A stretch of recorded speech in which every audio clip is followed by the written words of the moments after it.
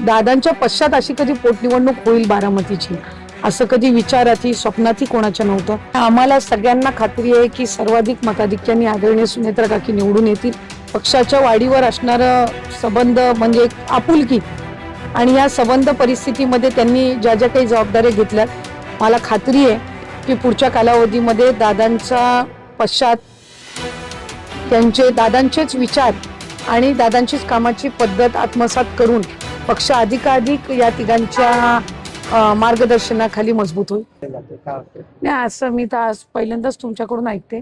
खरं तर आमचे नेते, राज्याचे माजी उपमुख्यमंत्री अजितदादांच्या निधनानंतर जे बजेट सेशन होतं, अधिवेशन, ते लगेचच सुरू होतं आणि त्या कालावधीमध्ये अर्थ खातं हे आदरणीय मुख्यमंत्री देवेंद्र फडणवीस साहेबांनी सर्व जे पक्षाचे आमचे वरिष्ठ आहेत किंवा सगळे जे त्यांच्यासोबत चर्चा करून त्यावेळेसच्या परिस्थितीनुसार हे खातं त्यांच्याकडे होतं। त्यामुळे त्या संदर्भातलं असतील आणि आणखीन कुठलं खात त्याची अदलाबदल असेल, या संदर्भामध्ये आदरणीय मुख्यमंत्री फडणवीस साहेब असतील, सुनेत्रा काकी असतील, हे त्या ठिकाणी योग्य तो निर्णय घेतील। राष्ट्रवादीकडे असा होता एक कसं आहे की साधारणपणे महायुतीच्या सरकारमध्ये आम्ही काम करत असताना 3 पक्षाचं सरकार आहे। अर्थ खातं त्यावेळेला अजितदादांकडे होतं आणि जवळपास 11 वेळा त्यांनी अर्थसंकल्प मांडला।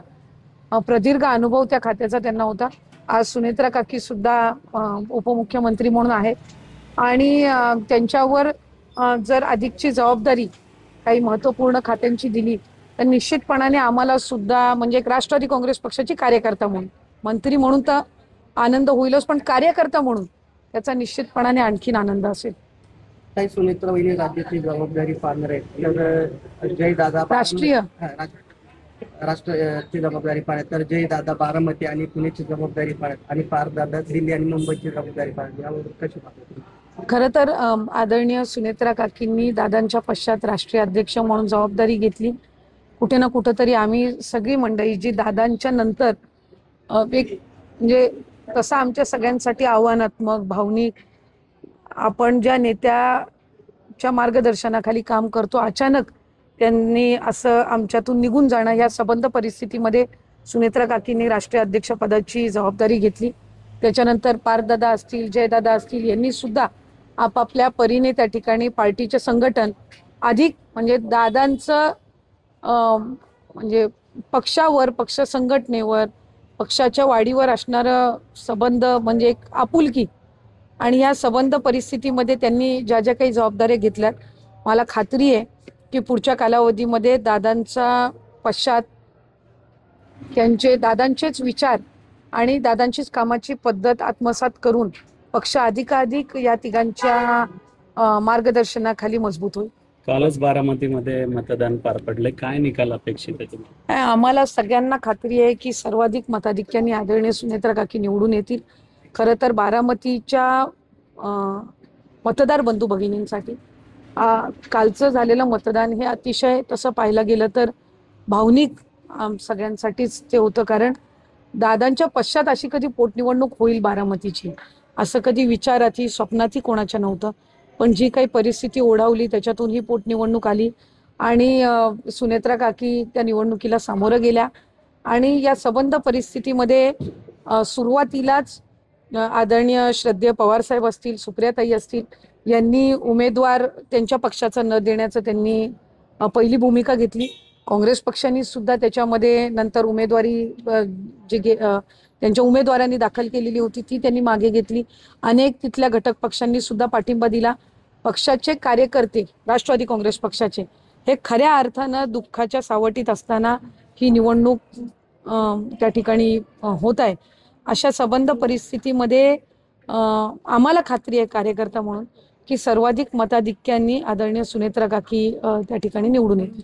जसं तुम्ही दादांना मुख्यमंत्री म्हणून पाहत होतात, तसं सुनेत्रा वहिनींना देखील भविष्यात पाहणार? यालाच सुप्रियाताई सुद्धा म्हटलं की हे स्वप्न पूर्ण व्हावं। तुम्ही ज्यावेळेस खरं तर एक कार्यकर्ता म्हणून आपल्याला नेहमीच वाटत असतं की ज्या नेत्याच्या नेतृत्वाखाली आपण काम करतो, ज्यांच्या मार्गदर्शनाखाली काम करतो, ते नेतृत्व पक्षाचं जे सर्वोच्च नेतृत्व आहे त्यांना त्या सर्वोच्च पदावर सुद्धा काम करण्याची किंवा त्यांना पाहण्याची एक कार्यकर्त्याच्या मनामधली तळमळ असते। आणि ती मी त्या ठिकाणी मांडली. कारण आम्हाला सगळ्यांचं स्वप्न होतं की दादांनी या राज्याचं नेतृत्व करावं.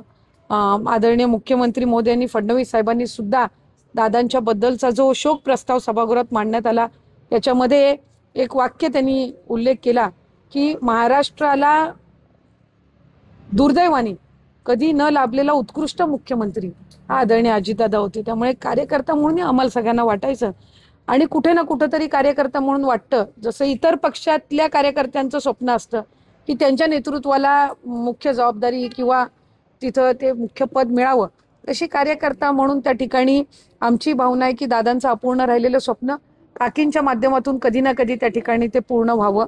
आणि मला म्हणजे त्याबद्दलचे वेगवेगळे सगळे रिॲक्शन्स आले. आम्ही महायुतीच्या सरकारमध्ये आहोत. आदरणीय फडणवीस साहेब असतील, आदरणीय शिंदे साहेब, आदरणीय सुनेत्रा काकींच्या नेतृत्वाखाली महायुतीचं सरकार हे कार्यरत आहे आणि कार्यकर्ता म्हणून मी त्या ठिकाणी ती भावना मांडली. याचा कुठंही विपर्यास न करता एक कार्यकर्ता म्हणून कधी ना कधी ते स्वप्न हे काकींच्या माध्यमातून पूर्ण व्हावं अशा पद्धतीच्या त्या भावना व्यक्त केलेल्या होत्या. आणि त्याचे सकारात्मक काही वेगवेगळ्या पद्धतीने इतर सुद्धा जे काही पडसाद उमटले असतील, कोणालाही काही म्हणजे ऑफेंड किंवा दुखवण्याचं काही हे नव्हतं. फक्त एक कार्यकर्ता म्हणून ती भावना होती कारण नेत्यासाठीचं ते स्वप्न होतं.